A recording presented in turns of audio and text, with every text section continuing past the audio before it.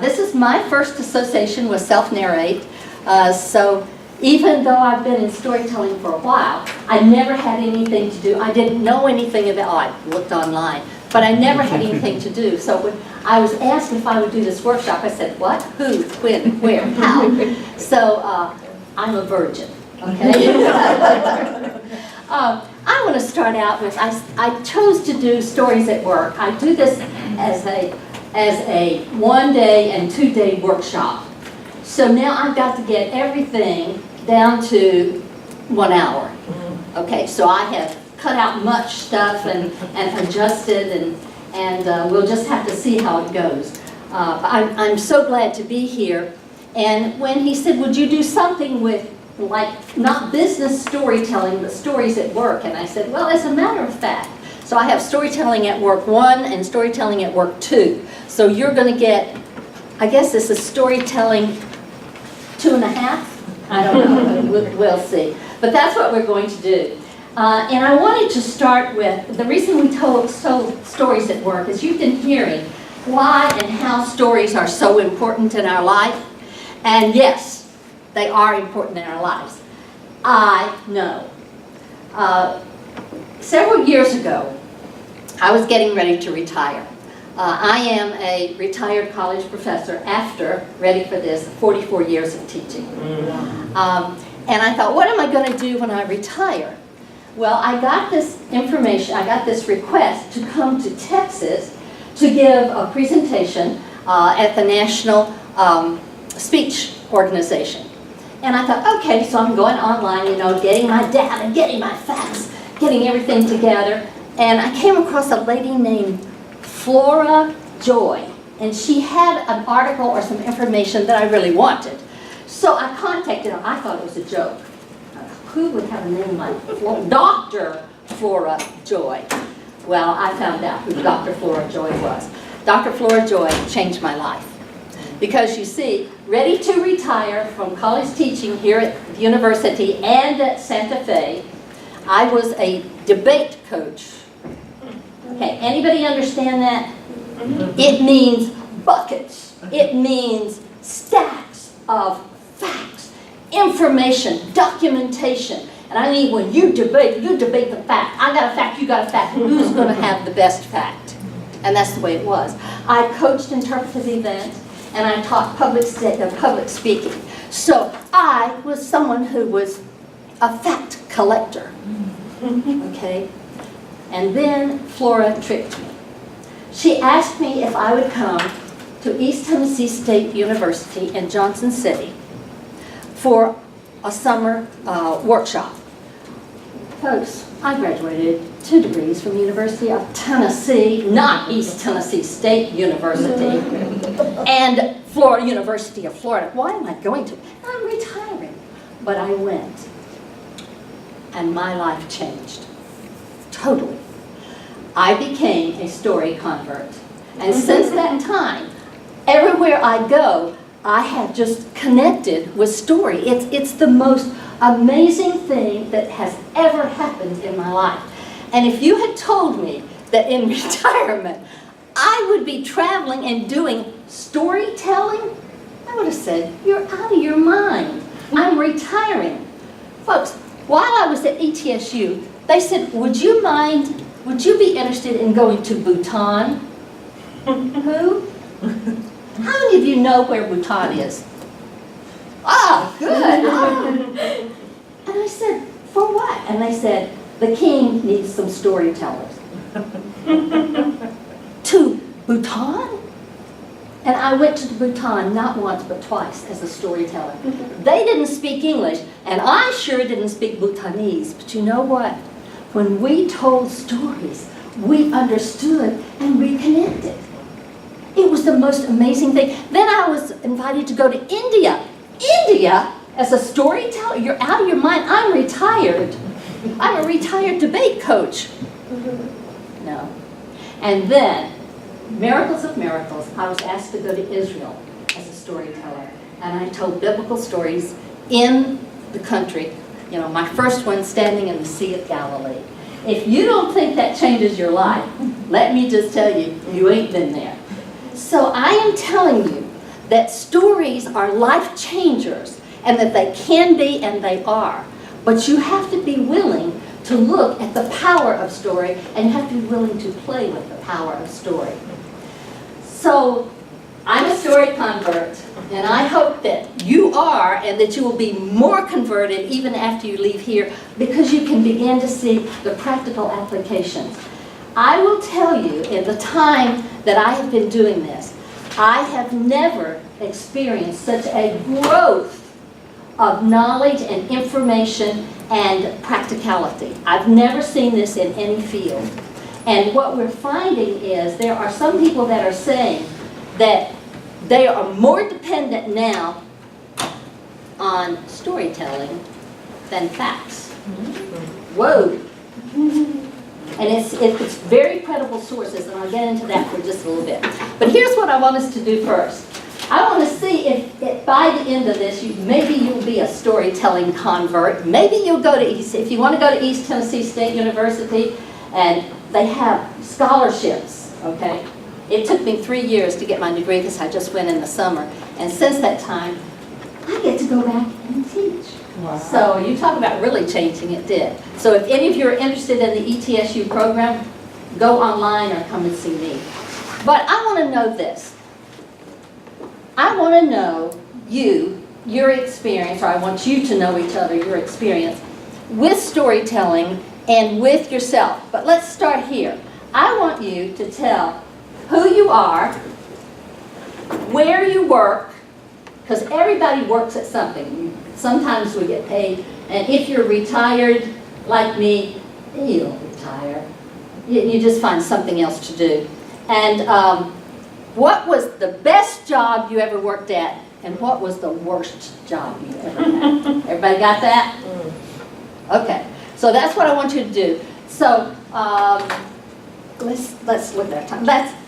Let's do this at each table. Can you do that? And if you'll move over to one of theirs, or they'll move over. And so, in other words, you all know each other, though, don't you? But do you know that? Do you know each other's names? But do you know where they work now? What's the best job you had, and what's the worst job you had? Okay, I'm going to give you about 4 minutes to do this. So I need to find it. Job one. I can go with you. I work as a GNV monitor.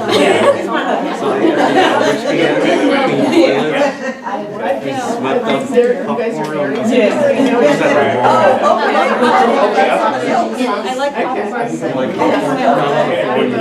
It's all over the place. The best job I've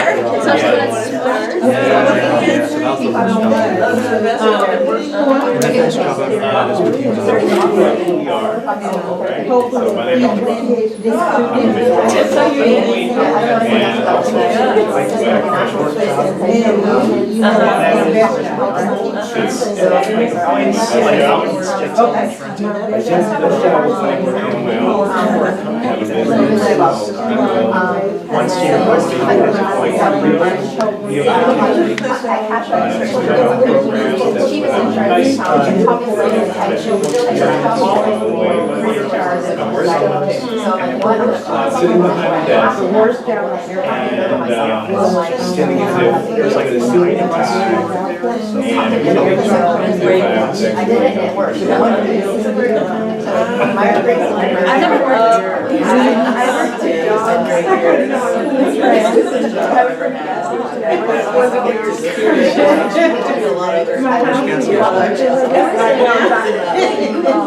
You can always what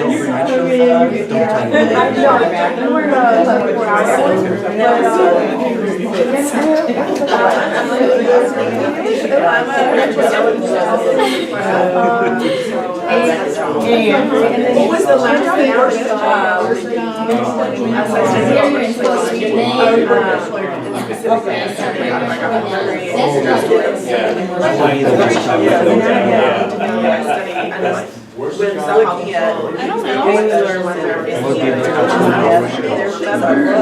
thing being a student. Sucks. I feel like a job and you but I like really enjoy to do research and you work like so. The worst job I ever had was that I worked first job I worked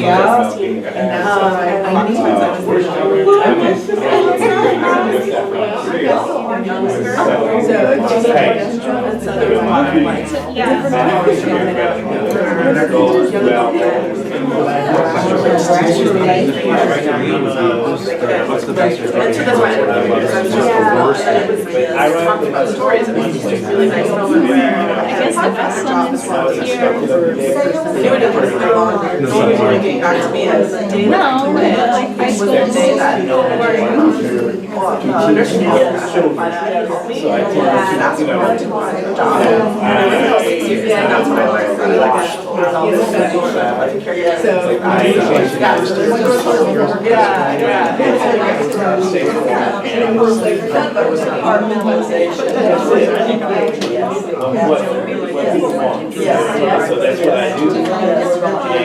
Okay, stop.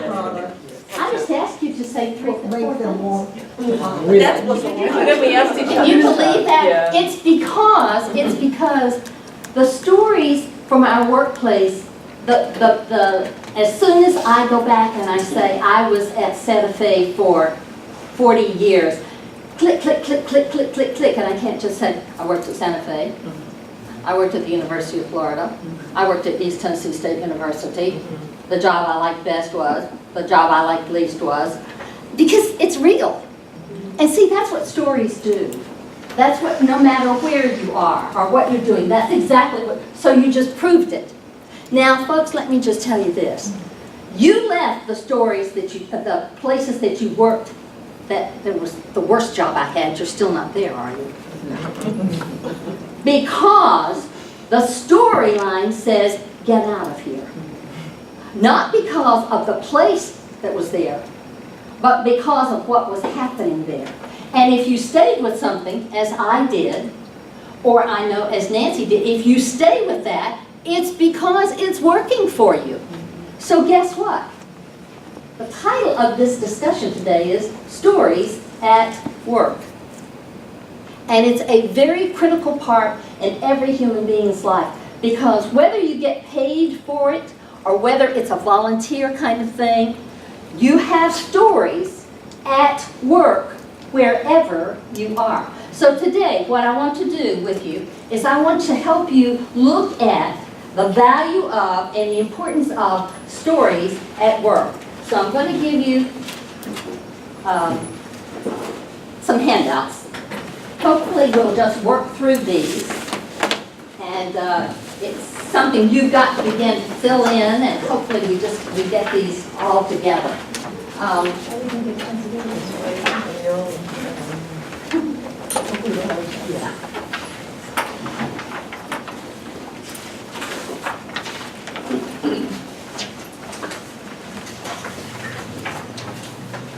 Okay, you'll see the first handout that is there is called Story Power at Work, and that's really what this is all about, is looking at what is the power of story wherever you are working, whether you're being paid or not. And you notice, and I want us to read this together, where it says storytelling is contribution. I want us to read it out loud together, because this is what's binding us, okay? Ready? Storytelling's contribution cuts across every division, department, and domain of modern organization. And anywhere you have people interaction, relating and communicating with each other, story has a role to play. Now you have to believe that, folks, because that's the reason you're here. And so what we want to do is we want to begin to look at kind of what that means. So if you'll turn to the second page, you'll see the notice is how stories bring us back to reality. I am not a real media person. I am, but I'm not. I am because I have to be. I'm not because I choose not to be. I have seen too many things happening with media. Media is locking us in. And when we sit with our cell phones, and I just watch when people are traveling, you're driving with your cell phone, you're walking down with your cell phone, you're talking, we sit down at the table and you all have your cell phones out, and we are destroying ourselves. There are some statistics that are saying as much as, now listen to this, as much as 78% of the information that we are gaining now is coming from electronic media.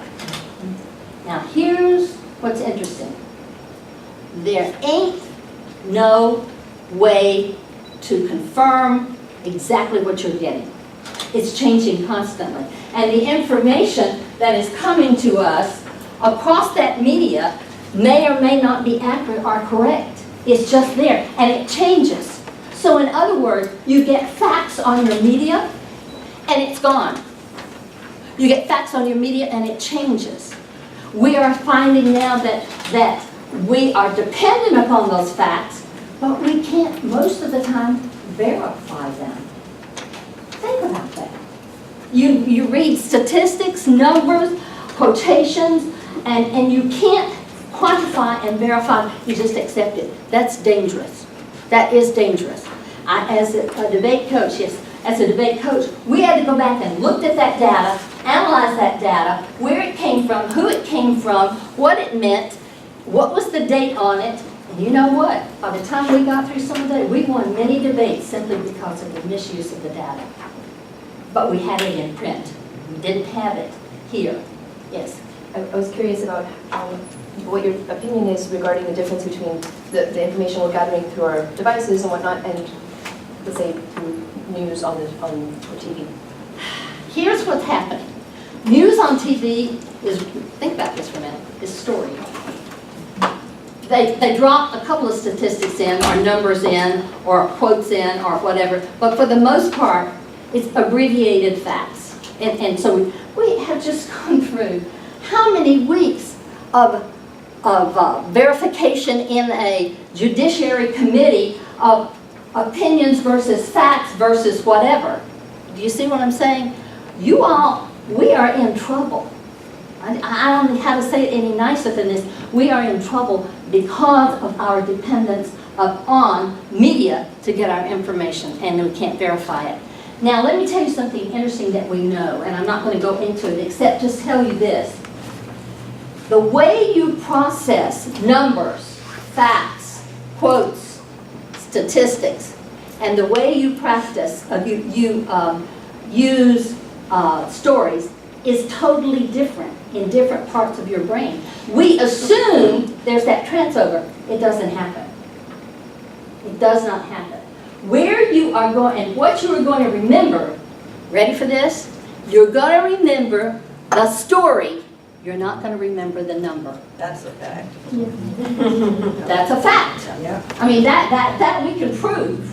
So what we're doing, however, is we're dropping facts, we're dropping numbers, we're dropping a quotation, and we're not even looking at and looking for the story. So we get a story to go with it, and we say, yeah, that's true.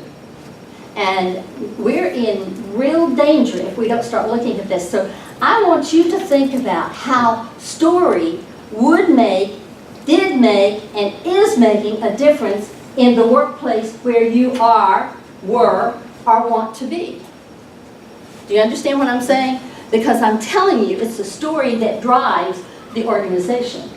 It's the story that puts it together. And the reason that I gave you this handout on how stories bring us back to reality is I'm trying to say to you, people, you're not in reality. The reality of what we have now is that we can't confirm what's going on. And it's really scary. One-liners, one person, one quote, one statistic. We're not building it. We have got to get back to reality. And if you want any business or organization or classroom to work, what you've got to do is you've got to get back to story.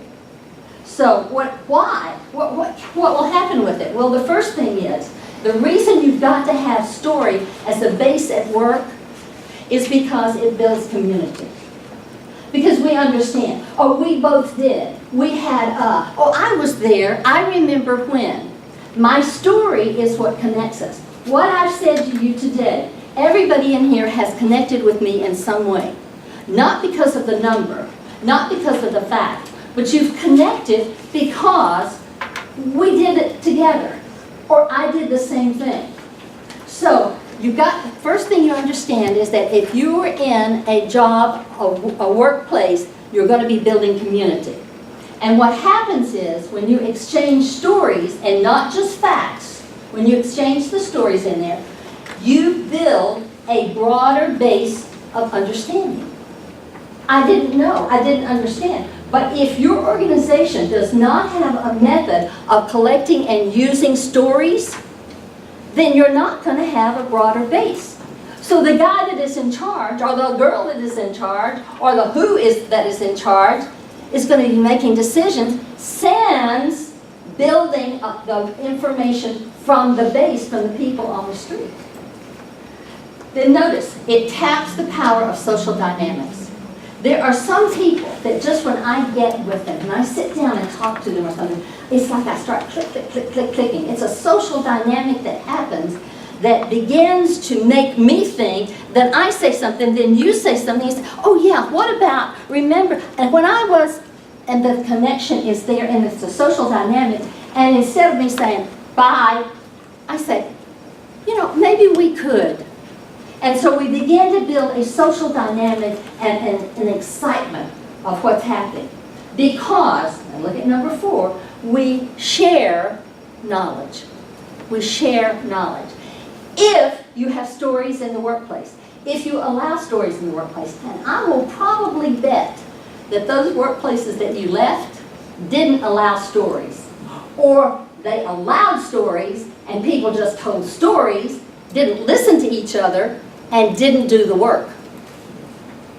So stories are powerful at the workplace. Stories launch change. And that one, if you don't get anything else right there, stories launch change. If you don't have stories, you won't have change. But if you want something different to happen in the workplace, check the story. Somebody will come in and say, and give an experience that they have had in the field, or something that they've seen, and they begin to share the knowledge and will say, you know, we can do that, let's try it. I hadn't ever thought of that before, I don't know how to do it, but we can find a way to do that. But you can't, if you don't share the knowledge, and if you share the knowledge, be careful, because it will force a change. And this is why many businesses don't want you talking, and they don't want you sharing stories.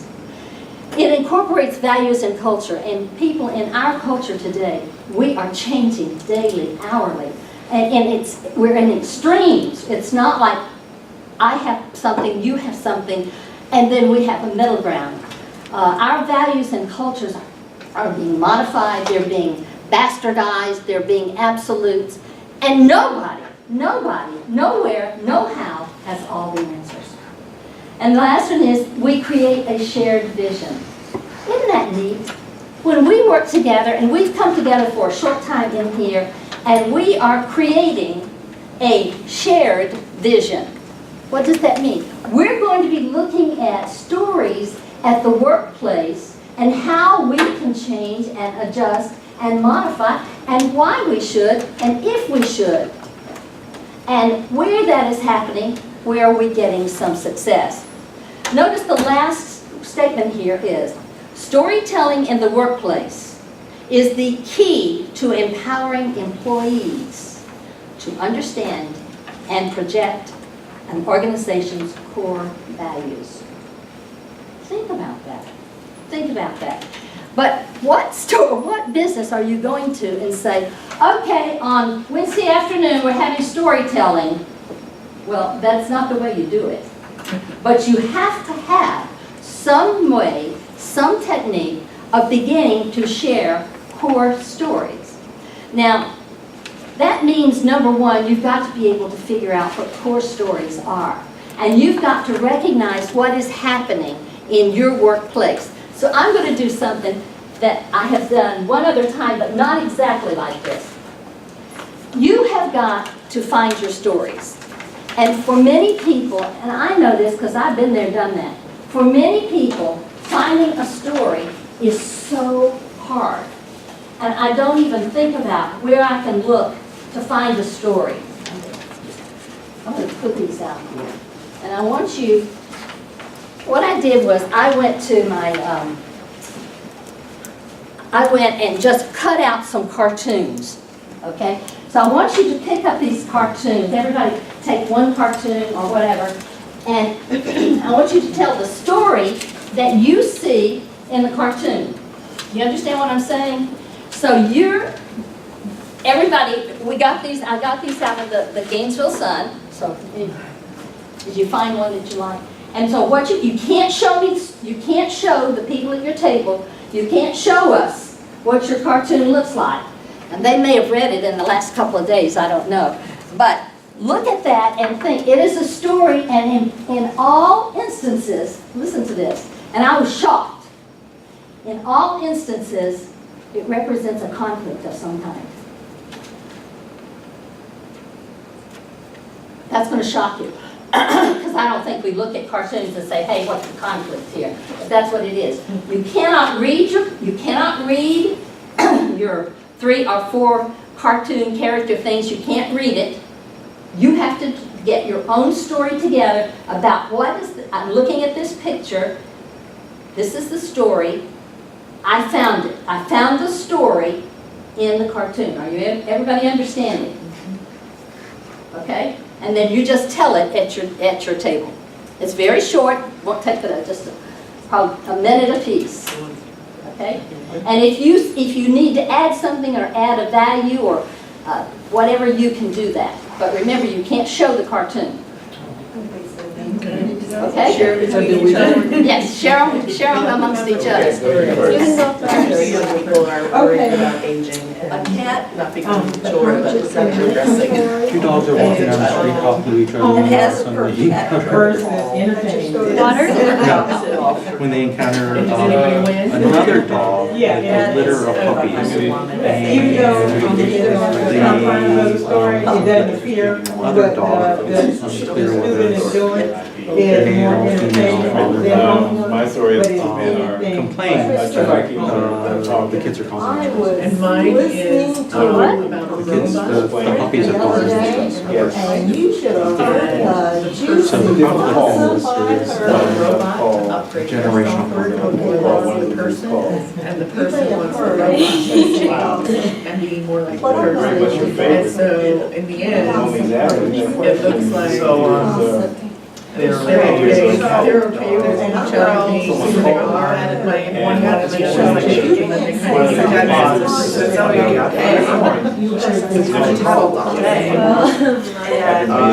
later at night, is goes like, in, so, like making sure everybody go after and the dinner call and just touch is one. his favorite call. When I was looking at this, I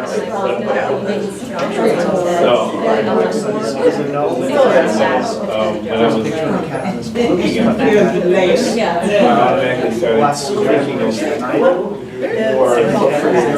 more values of how the man is supposed to be becoming a man. So weird. About just, these new things, but consistently know what he values about the court. And it's filling his belly, right?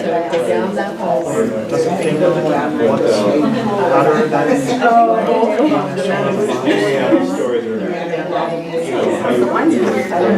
Telling a story visually, telling a story verbally. There's always a political. They're reading like a message or a song that says, "Dear President, what about you?" Okay, people. With like 3 little cartoons, you were able to develop a story like that. And you were able to tell that story because you assess the situation. Now, what is wonderful about storytelling is, what if you had, now I want you, what if you were limited to the words that are on that page? So I want you to pick this up again, okay? Pick up your cartoon again, and I want you to just simply read the words on that page. That's all I want you to do. And then we want to talk about the difference. What are you bringing this? I don't understand what they She's fine. I was checking my stuff. Mine is, I'm going to upgrade your software. It was called, the wolf call. Robot says, Is there a what? I don't know why. This is the email, and then sounds like the other word is person out with there. yours, The the word words is for the guy, Joe Clark, and I've met him the last Listening to read it without just having to read it. That's very true, right, It's like, yeah. it wouldn't be funny. Well, it's also I honestly have no idea. you have to have both. It's a little- And to give context, it's hard for me to visualize,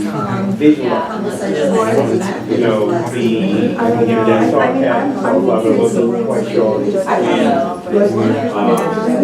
I don't know why you have to You know, What's a drinking game? So this is based on the this doesn't words. do But yeah, there's a lot of kids that don't understand this at all. me telling the story, I think, is telling the story. So folks, what is happening This is not a here squirrel. is you're seeing that stories are expanding meaning and changing interaction. And that's what they're supposed to do. Now, one of the things that happens is when I see this here, I do have a cartoon. I do have words. But I've got to attach a meaning to that. And then when I either read it or when I tell it, I am expanding it and I'm giving you the meaning. What if I was standing up here saying, and what I want to do is open. I'm just going to have a gentle look around. Tell me if you're not comfortable and I'll stop it. Very good. Your teeth is, you see what I'm saying? There's a way to read. And what happens is when you have to learn how to read with meaning and use your voice, use your face, use your hands, use what you're wearing, use how you move to expand the meaning. Storytelling says get into it. Now you're going to say, well, I'm just not that kind of person. I understand that. But literally, you can change the person's perception by how you are speaking. So if I say to you, all right, we're going to move to the next page now. I just changed how I'm interacting.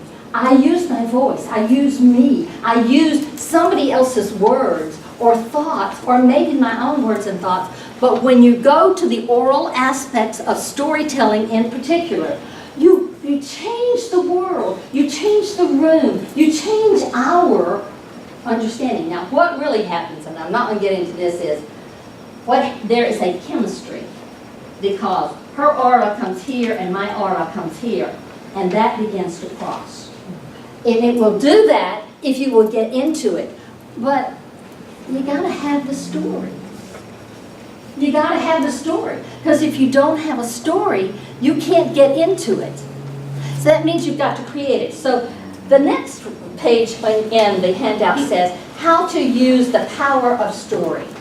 That means I've got to have some stories. That means I've got to put it together and have some stories that work. So storytelling's contribution cuts across every division, department, and domain of modern organization. And anywhere you have people interacting, relating, and communicating with each other, story has a role to play every day.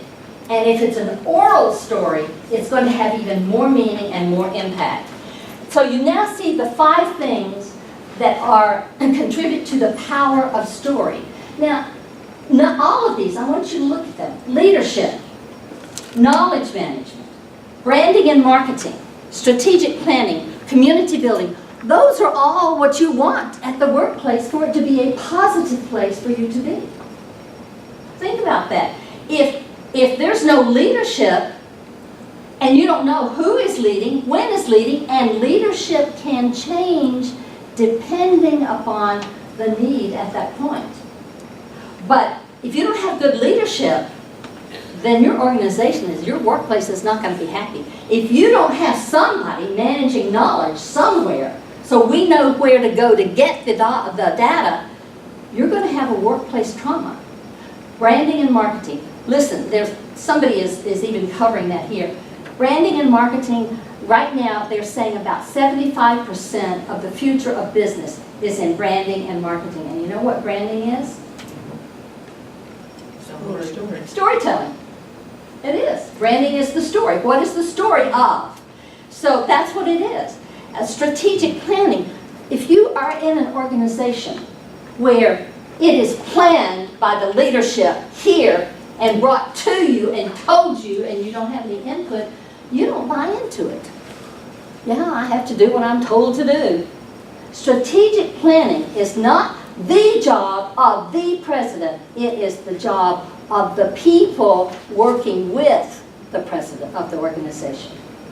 And if you don't work together and contribute, it won't work.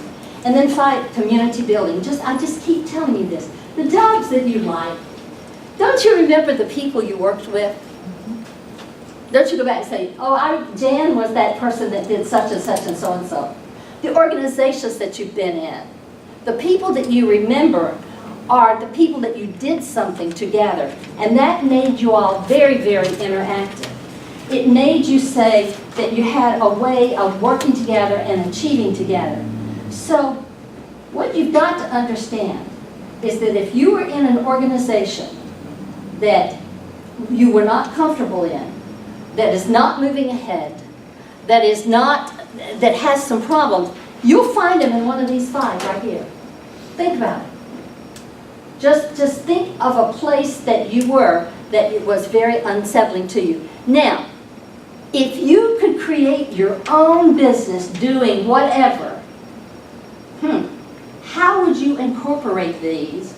Because in order to have a good organization, you've got to have cooperation. And that's basically what story is. The power of story is that it brings us together, it brings our ideas together, it brings our situation together, so that we, not me, we can achieve. And then we begin to look at how those kinds of things can work in various organizations. I brought in something for you today because I just wanted us to expand. When I went to ETSU, one of the persons who was in my program had been working in healthcare. And she was a very kind of introverted person, really nice. I got to know her. Our rooms were next to each other. She fell in love with storytelling, and here's what she did. She went back and produced this, Lead Your Way to Better Health Care. Margot Corbett, who I was in school with, took storytelling directly back to her workplace. And she has had wonderful results from this book. And she just says it's a comprehensive guide to effectively taking control of your health care using partner with your doctor. Guess what? If you're sick and you go to the doctor, you won't see the doctor first, but anyway, the person that you see is going to do what? An assessment. And how do they assess? To be sure what you tell them. And what do you tell them? Your story. Your story. Your health care starts with your story. It starts with the person bringing you in getting your story. So if they don't have story skills, then you don't have the best health care. Here are 25 storytelling techniques from the best TED talk. Excellent book. So it's out there is what I'm telling you. Go look. Here's another one that I found very, very helpful.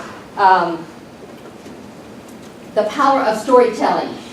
Captivate, convince, or convert any business audience using stories from the top CEOs. Now this is a good book to have. Do you see this? And I would tell you, go find it. This is stories from corporate America people. Very short stories. You can use these in your business unbelievably. What's the title again? The title is The Power of Storytelling by Jim Holtig.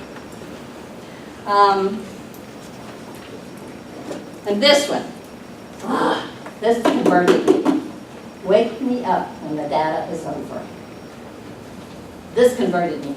She talks about, Lori Silverman talks about what happens when you have data, and then you switch over from the data and you put the story into it in the business arena. Hey, it works. It works. Wake me up when the data is over. And more businesses are waking up to that. We put everything into the database and into data, and now we're trying to move out of it. Okay, here's one, branding yourself. And you brand yourself through storytelling. Thought of that? Your brand is your story. And then this one, this is an interesting book. It's called Around the Corporate Campfire, How Great Leaders Use Stories to Inspire Success. These are all coming out, people, as what is happening in storytelling is there's a revolution that is occurring. And it's moved so much into the business world and into the medical world. You're right on the cusp of it. And so I would encourage you to start looking at some of these books. And then this one is The Strategic Use of Stories in Organizational Communication and Learning.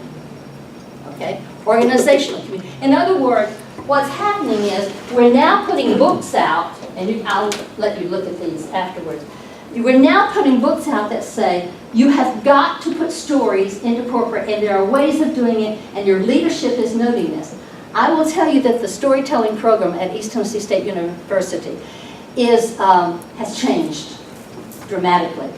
For many years, it focused so much on festival storytelling, and it focused on educational storytelling and storytelling in the libraries and so forth.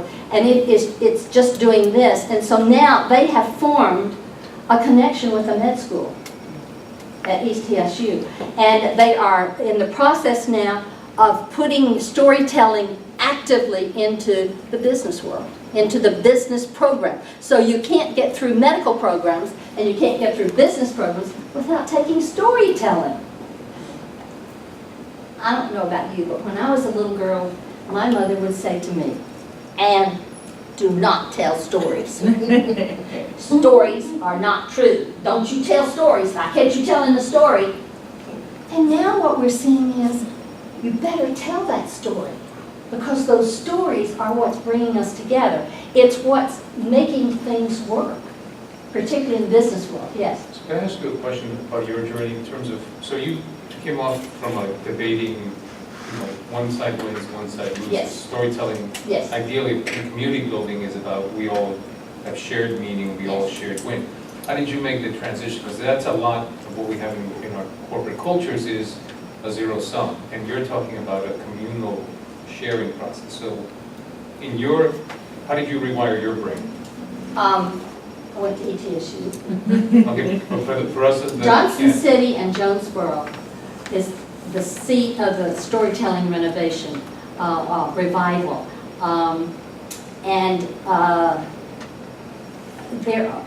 it's just a storytelling. It's just a big storytelling community. So that's how I did it. But then I had to come back home, and I will tell you very bluntly, I haven't been associated with self-narrative. This is Nancy Case, and Nancy was influential. She didn't really know it. Nancy was the president of the Florida Storytelling Association. Did you know that there's a state organization, Nancy? And it brings storytellers together. There's a national, and we come together at least once a year for a training and so forth. So that began to shift me. Do you see what I'm saying? Right, but how do you shift the culture? Because you're coming in as the odd duck now. So you're going back into a world, an organization where it's still data-driven, it's still about the facts, and the best facts win, and you're...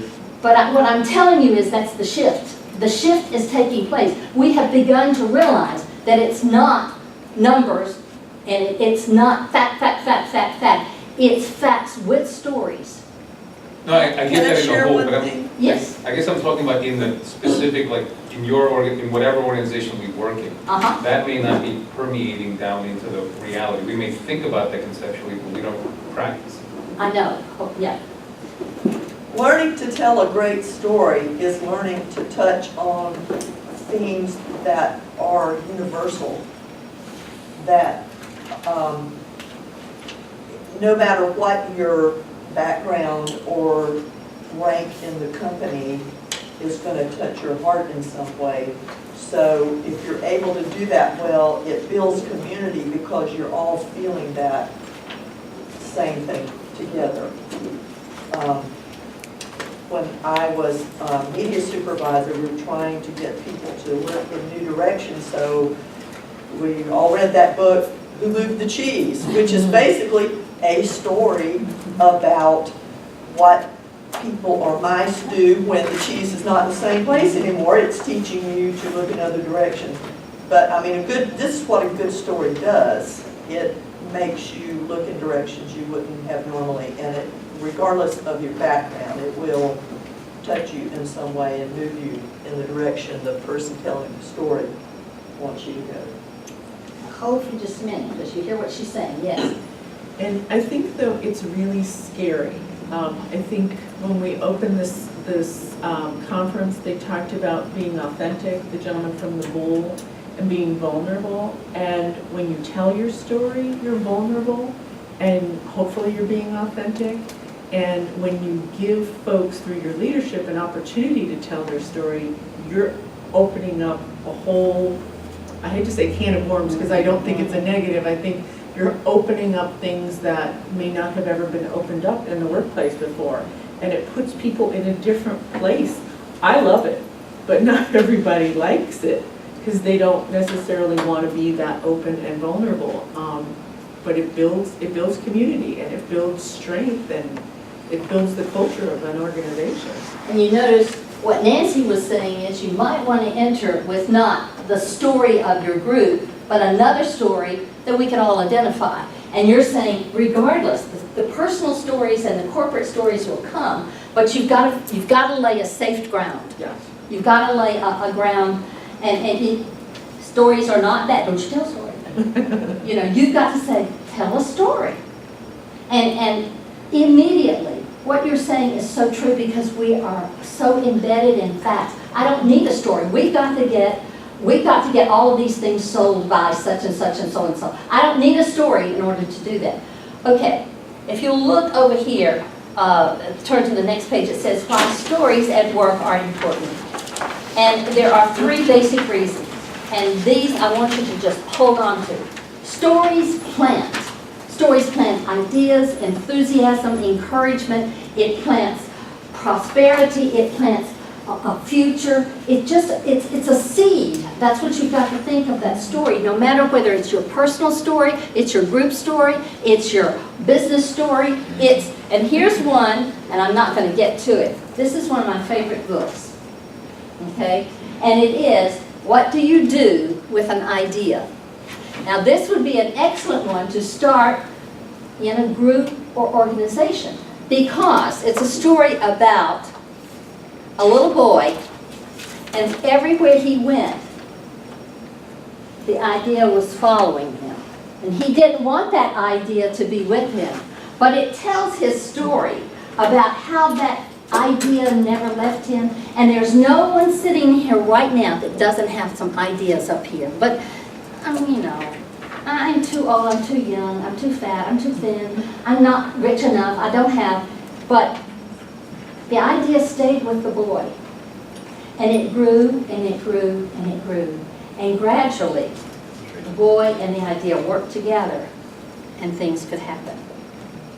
Now that's the reason you want stories in an organization, or stories working. Because stories plant ideas, and they plant ways, and you will find the methodology. Stories are how we think. I told you once more. We think in numbers. You do not think in numbers. You do not. And you do not think in quotations. You think in ideas. And an idea creates a picture. An idea. So that when I am sitting here thinking of something, I see it.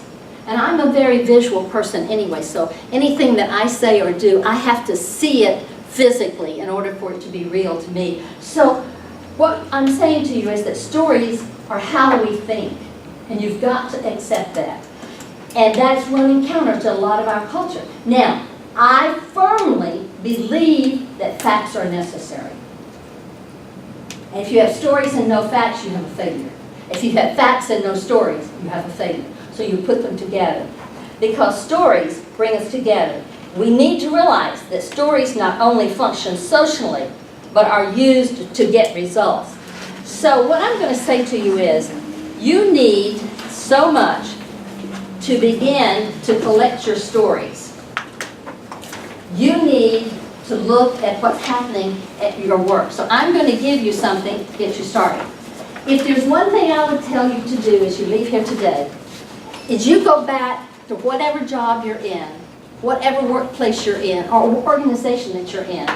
And what I want you to do is to say, I'm going to start collecting stories in, on, and about this organization. Okay? And I'm going to give you, and we don't have time to cover it, but I'm just going to give you a handout to get you started on it.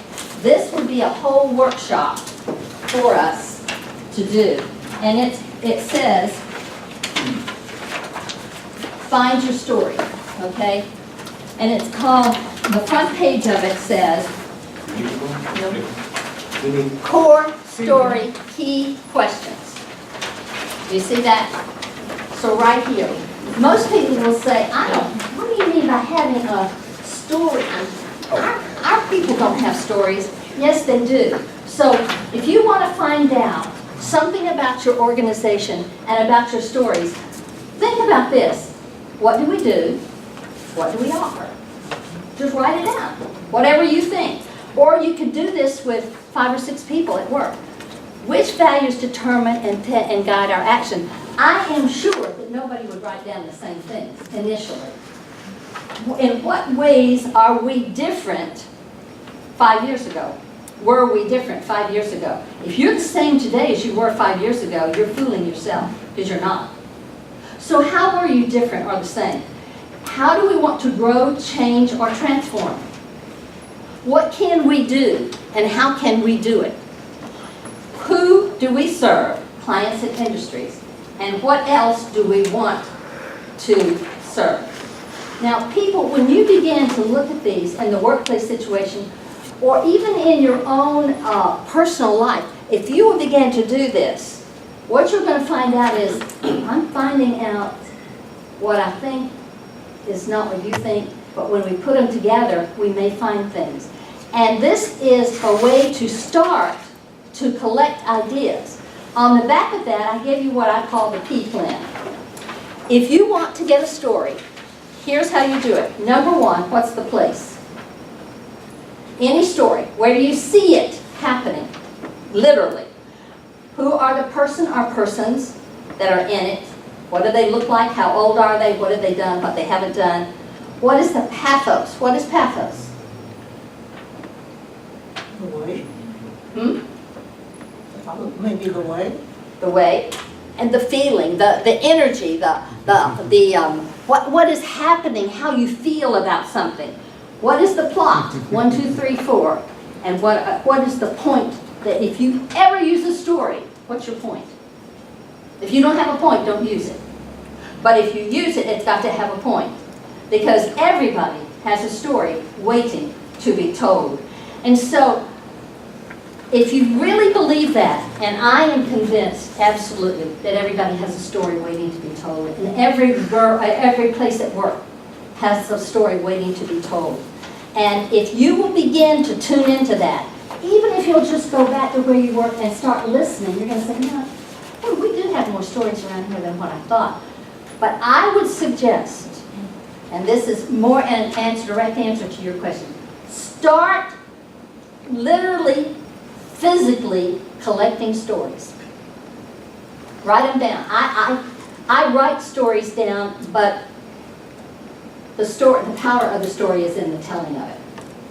But start collecting your work stories, and if you don't do it for the whole, just do it for yourself. Are you in the same business together? That's what I'm thinking. All right, you might want to do it and see how you're the same and how you're different. How your perceptions are the same and different. And then, because there's nothing, then you go and you say, I never thought of that. Well, I thought of that too. Well, I thought, and you may be able to change comfortably. Not because we're going to do it my way. No, I'm the one that, it's because the story says, let's change it. Let's change it. Yes. In the corporate world, history is also a story.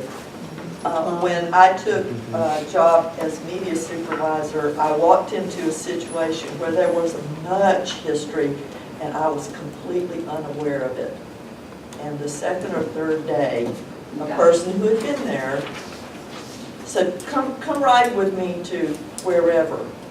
And he told me the whole thing, and it completely changed the way I approached certain people, because if you're blindsided with situations that have happened that you don't know about, you know, it's much more difficult than if somebody tells you and you're prepared, and that was not like a public story, but that kind of narrative is very important for somebody walking into a situation they You get it one way or another, won't you? You'll find it out one way or another, and they're not, it may not be the statistics that are there, it's the stories that are there. Yes. So start collecting the stories and start analyzing what's going on.